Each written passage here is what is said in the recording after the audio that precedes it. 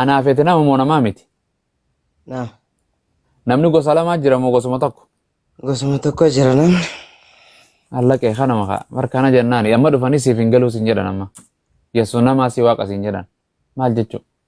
Bakkuma yesuun namaa si waaqa jedhan jiru. Naagaleera sheekaa jechuun ammaani Abshir. dhimma namaatiif miti dhimma mataa Daddeebii ati nu jala koottu inshallah borumtis waan isa keessatti hafe barreeffadhu koottu gaafadhu ragaa wajjin wangeela irraa qoraan irraa sii kenna yoo sii ta'e ni fudhatta yoo siin ta'e sin baratta teessee inshallah obboleessa kiyya amantiin waan fadha ofiitiin waan ragaadhaan sammuun keessi fudhatte waan gartee yaa'anii gartee dhugaa itti qabdu akka malee dhagaadhaan nama fudhachiisan ragaadhaan malee saniif rabbi si halaaffisu inshallah kanumaan siin jedha yani jabaadhu kanaan siin jedha bilisummaa koo Eshi galatoomaa sheekash. akkasii Yoo shahaadaa qabatuu barbaaden qabsiiftanii maa qaxartaniif maa? keessumaa waa jejjertii ooma yesus kana biratti hin baranne jedha wantuma jechuuf inni galteef ammai yoo shahaadaa jechuun siif hin himaa bilisummaa shahaadaa jechuun afaan arabaatii dhuga baatii dhugoomsu jechuu waaqayyo baha yaa gooftaa kiyya yaa waaqayyo kiyya ati tokkicha jiraataa bara bara kan hin duune kan nama nyaachisu kan nama baasu kan of hin nyaanne akkasuma muhammadis ergamaa isaa ta'uu ragaan baha yesuusis ragaa ta'uu ragaan baha gartee ergamaa ta'uu ragaan baha abrahaamis ergamaa ta'uu raajoonni hundi ergamoonni isaaq daawud hundi ergamaa ta'uu ragaan baha akkasuma gartee guyyaan firdiitis ni dhufa jedhee ragaan baha du'atti illee naan amana ibiddaa fi jannanis ni jira jedhee naan amana gartee kanuma jechuun waan biraatii miti obboleessa kiyya ergamoota akka ergitee ragaan baha kitaabota asiin dura nabiyyoota hundaaf seera kennite sanittis naan amana kanuma jechuun islaama jechuun hanqanumaan seente islaamummaa waaqayyo tokko nabi muhammad ergama Yesus ergama jechuun hanqasiin seente islaamummaa namni kana sadeen didee islaaman jedhamu. Yesh.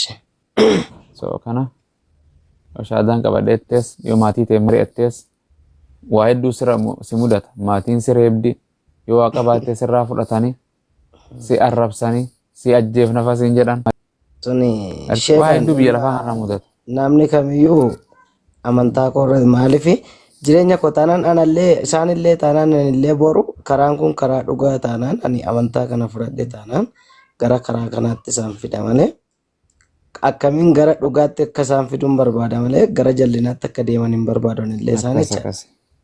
Akkas amantiin takka qofaatu amantii dhugaatti rabbiin. Isinumtillee maaliif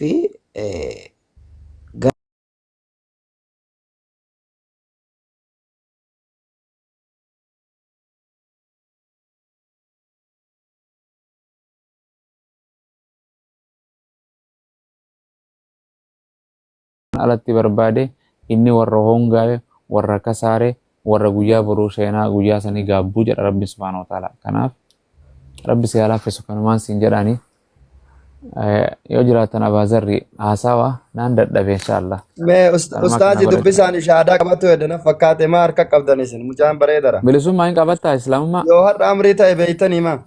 yeen hin qabatan rakkoon. Tole. Allahu akbar ol guddisaani.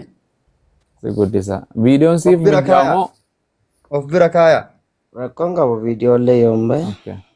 Viidiyoo baay'ee ka bareedaa kiyya bilisummaa kiyya kaleessa rabbi si abaazarri somaatu sirraan kaaya somaatu faloo godheesiif eebbachaan hin barsiiftan. Hin barsiisa ayyoo tolfadhu. Waan takka rakkoon qabu wallaa hin barsiisa. Hin barsiisa. Keessaan naa dubbisu. Isinirraa fudhaanillee. Amaana. Wallahi. Amma na haa dubbisu. Viidiyoo baay'ee bilisummaa.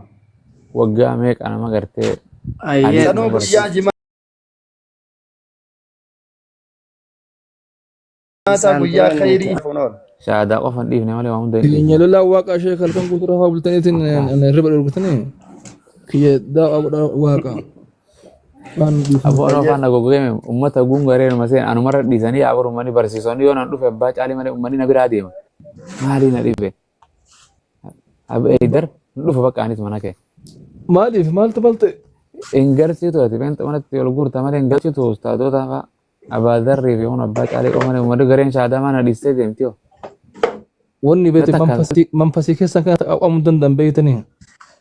Dhiibbaa godha. Manfasiin keessan kun jira qofa irratti sun taane nurrattu dhiibbaa godha barre. Lafa kayyan.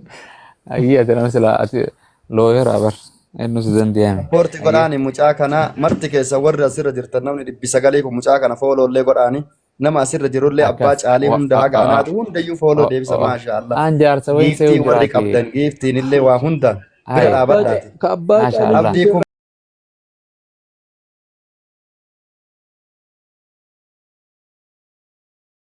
isaa baya. Tole inshallah obboleessa keenya bilisummaa maqaan kee eenyu guututti? Maqaan kiyyaa kan maatiin kiyyatti na beekan Moosisaadha. Bareeda. Dhalootaan Oromootoo shakkii hin qabdu. Oromoon tun kutaa kudha takka Itoophiyaa keessatti alattis ni dhalatte. Itoophiyaa keessatti illee ni dhalatti. Eessa dhalatte? Itoophiyaadha. Tole. Maatiin tee keessaa dhufte Islaamni maatii tee keessa ni jiraa? Hin jiran. shahaada jira ustaz. Seena ta'uu deemta. Eeyyee. Shahaadaa jira rafaa jira gurbaansa. Hirribaa kee. So waan jedhu booda wachuun uumamaan gabaabduu silaa'uu si gaafadha inshallah. Namni keessaan si dirqee bilisummaa islaama ta'ee waan akkanaa jira waan akkasii jira siin jedhanii jira. Nama hedduu barsiisota ammaa waa hedduu booda siin jedhaniifin siin jedhe. Bilisummaadha. No, hin jiru. Maashaallah. Jaalallee qaba musliima ustaaza. Jaalallee qaba. Jaalallee musliima. Jaalallee musliima. Ani sheeka maal sitti fakkaate? Riyyaan hin qaba, riyyaa musliimaan hin qaba. Qabaadhu maal isaan hin baafne. Isii jecha islaamummaa fudhattamoo wooma jechuun dhugaa sii galteet. No, ishiif jecha miti. Ani osoo barbaade ishii gara kiristaanaatti. Qabaadhu jaalallee maali? Abbaan fedhe maali? Fuudhaaf heeruma irraa inni amantiifuuni wal addaa bara. Barbaadnaan ani ishii gara kiristaanaatti fiduu nama danda'udha. Akkas. Galatoomi inshallah.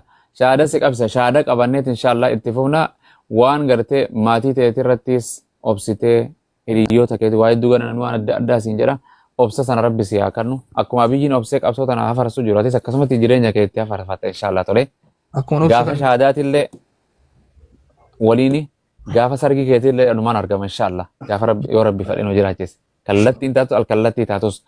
Tole wangeela boqonnaa waasii dubbiseetiin dhaggeeffadhu jechuun waasii dubbisa Yesuus Kiristoos wangeela Maatiyos boqonnaa 6 lakkoofsa 5 irraa waasii dubbisa. Mee qacelloon dhaggeeffadhu. Nama namni shashawwatu miti. Nama yokkamtee illee gartee umrii 15, 16, 17, 20 keessa jiru akkana jedha laal yeroo kadhatan Yesuus haa dhaggeeffatanii sana booda shahaada qabsiisa. Asuma keessa uummataaf illee wangeela Yohaannis boqonnaa 6 boqonnaa 5 lakkoofsa 5 se'a waa'ee kadhataa jedha. Akkana jedha mata dureenuu waa'ee kadhannaa jedha.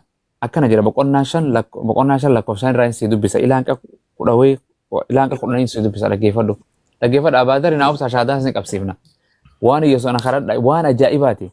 Mata dureen waan jedhu bilisummaa kan akkana jedha. Waa'ee kadhataa jedha Yesuus Kiristoos. Yesuus itti fufee yeroodhuma kadhattan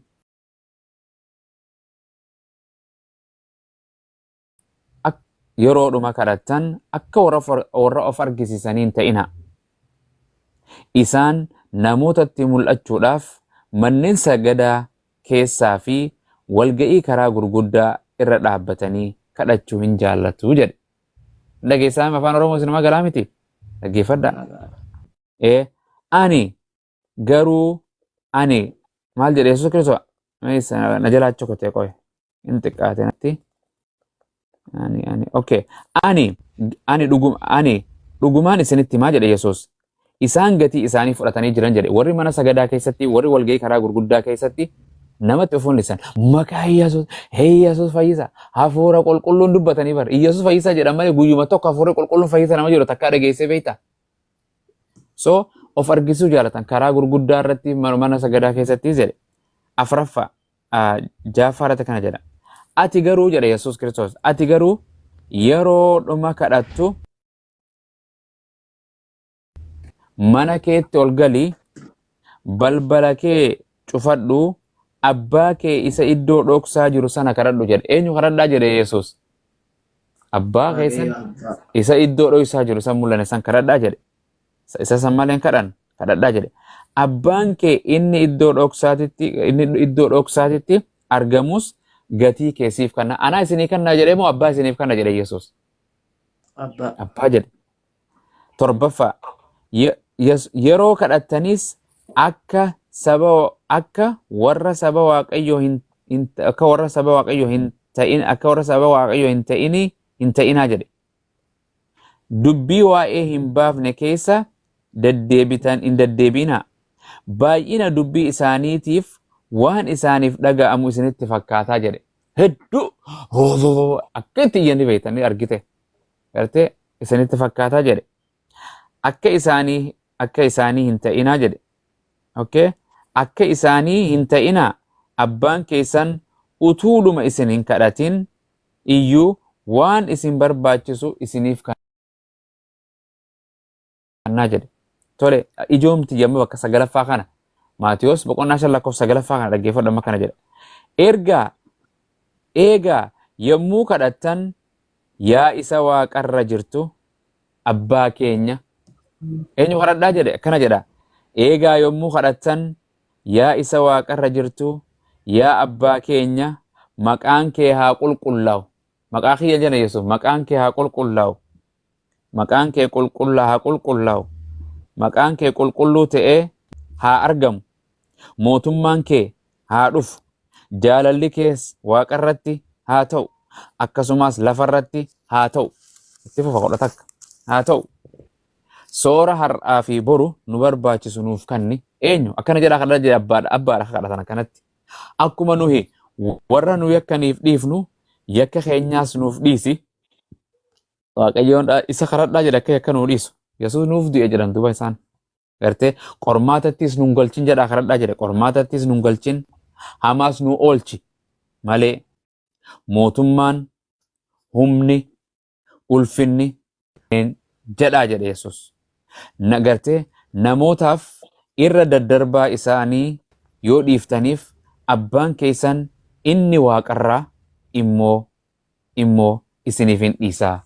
Jedhe ameen. Eenyu kan namaa dhiisu waa hunda? Abbaa keessan isa waaqarraati jedhe abbaa. Kanaaf kana inshaallah harka kee ol qabdee inshaallah shahaadaa qabanna. Namuutu harka keessan shahaadaa ol qaba inshaallah bakkuma jirtanii. Haydar mul'adhootis quba tokkocha kana waaqayyoo tokko jireenyatuma gara waaqa akkanatti ol qabi inshaallah bilisummaa koo afaan arabaatiin jedheetin achi afaan oromootiin jenna inshaallah na jalaa jetta. Ashhadu an laa ilaaha illallah wa ashhadu anna muhammadan abduhu wa rasuluh wa anna Isa abdullahi wa rasuluh. Ani ragaan baha rabbii tokko malee kan haqaan gabbaramu hin jiru. Muhammadis garbicha isaatii fi ergamaa isaa kan xumuraa ta'uu isaa laphee kiyyaan dhugoomsee arraba kiyyaan dubbadheen jira. Isaa yookiin Yesuus Kiristoos garbicha rabbii fi ergamaa rabbii kan saba Israa'el duwwaaf ergame ta'uu isaa laphee kiyyaan dhugoomsee arraba kiyyaan dubbadheen jira. Yesuus ilma Maariyaam garbicha rabbii aboo waaqummaa kan qabne muraatis ni dhufa jeenaan dhugoomsa.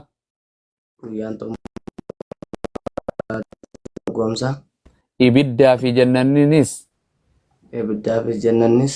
ni jira je'ee ni jira jedhee naan amana naan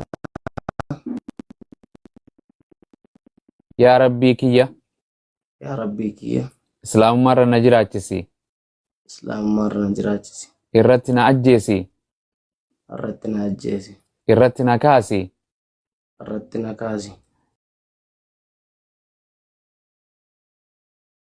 jireenya bara baraa yookaan jannata Kume. gabbara malee qaama biraa hin gabbarru maasha Allah Giiftii maali jette sar gammachiisaan baga rabbiin subhaan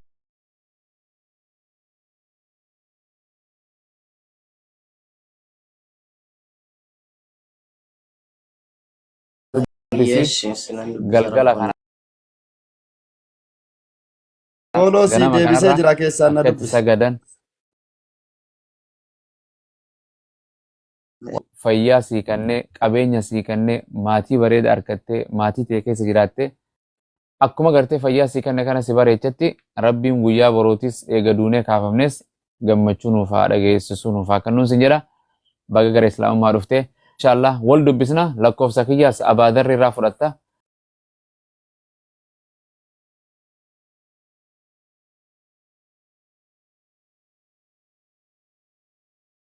yani welcome sin jedha inshallah namni hundinuu baga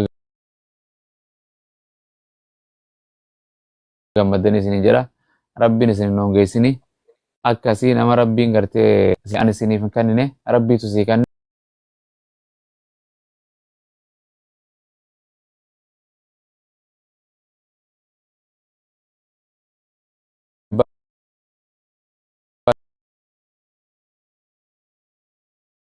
hin jedhu arruma fuudhee haadha manaatti hojii bulee ilmoo gartee gana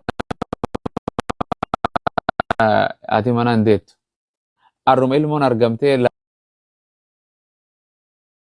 lafaattu waliigallee so nyaata asa guyyuma sana nyaatu suuta giraajuwaalii jedhan tartiibatti guyyaa keessa akkasii gara yaani barachuu keessatti illee waa hedduu gana nama mudata nama islaamaa illee waa hedduu faallaa arguu malta Kiristaana irraas faallaa gartee kasirra duulu arguu malta kana hunda yoo gurra irraa cufattee deemte malee tiktookiin akka bosonaati leencaa keessa jira adurree qajimaa keessa jira wantoota adda addaa keessa jira hunda ofirraa ilaalaa suuta bakka ejjatan bakka qabatan akkasii yoo deeman malee nama maraachiti maraataan hin dhalatu ofirraa eegi kanaan siin jedha jabaadhu ati duraanuu keenya arrallee keenyumaatu keenyatee baga islaamummaa rabbisii kanneen siin jedha baay'een sii gammade baga gartee nama waaqayyoo jala gara waaqayyoo Iyesuus gara waaqayyoo Abrahaam gara waaqayyoo Nabi Muhammad gara waaqayyoo uumaa waa hundaa baga dhufteen siin welcome anaa dhufuun siin jedha maqaan ati jaalattu jira maqaan jaaladhu yeroo jettan maqaa jechuun gartee yani islaama keessaa maqaan ati jaalattu bilisummaallee bareeda abbo kama haati hermeen teessii baafte dhiifadhu Warra nuudii isaa islaamummaa nuti bilisoomsite Islaamummaa nu bilisoomsite sumarra nuudii isaa irra nalaan qayyarina. waan jedha maqaan kiyya bilisummaa ture nama musliima keessaa nama billaadiitti na moggaasee jira bilaadiin namatu na moggaasee ture achi keessaa maashaallah waan ta'e hundaa fudhadhu bas bilaadiin addunyaan beekamaadha jechuun warra biyyaa jechuudha bara walumatti bara warri bilaadiin warra wallahi diinii qabatu gartee rabbi yaa taasisu waa takka umaatu maqaa gabra masqal